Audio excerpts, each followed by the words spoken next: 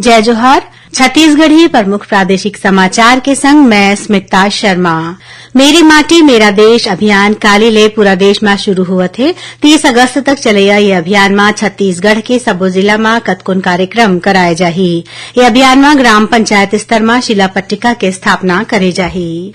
काली विश्व आदिवासी दिवस के मौका में प्रदेश के सबो जिला मुख्यालय में गरिमामय कार्यक्रम के आयोजन करे जाही। ये मौका में राज्य सरकार डहार प्रदेश के अनुसूचित क्षेत्र के 5,500 ले ज्यादा पंचायत मन ला मुख्यमंत्री आदिवासी परब सम्मान निधि योजना के दूसरा किश्त के रूप में करीबन 3 करोड़ रुपया की राशि उनकर बैंक खाता में ऑनलाइन तरीका ले जमा कराए जाही। राज्यपाल विश्वभूषण हरिचंदन और मुख्यमंत्री भूपेश बघेल विश्व आदिवासी दिवस के मौका में प्रदेश के सर्व आदिवासी समाज और नागरिक मन ला शुभकामना दीन। प्रदेश के सेवानिवृत्त शासकीय कर्मचारी मन ला महंगाई राहत में 4% के बढ़ोतरी बर प्रक्रिया शुरू कर दी गई है। फिर मध्य प्रदेश पुनर्गठन अधिनियम के प्रावधान के अनुसार घोषणा में अमल बर मध्य प्रदेश की सहमति होना जरूरी है। राज्य सरकार के जौन कर्मचारी मन 30 जून के सेवानिवृत्त होइन है ओमन ला 1 जुलाई के लागू वेतन वृद्धि दे के उपरा फायदा दे जाही।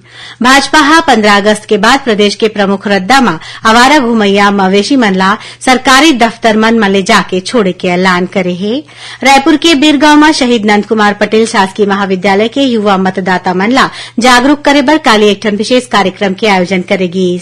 रायपुर रेल मंडल के सहायक सुरक्षा आयुक्त किन्नर मन के बैठका लेके ओमन ला ट्रेन में सफर करैया यात्री मन ला परेशान नहीं करे के बारे में समझाइन है। ओमन कहिन कि संबंध में भविष्य में यात्री मन ले शिकायत मिले में किन्नर मन के खिलाफ कानूनी कार्रवाई करे जाही। और राज्य में चलत 194 शासकीय ITI में मौजूदा सत्र में प्रवेश बर अभ्यर्थी मन के चयन सूची काली जारी करे जाही। तो ये रही सभी तक के प्रमुख प्रादेशिक समाचार। जय जोहार।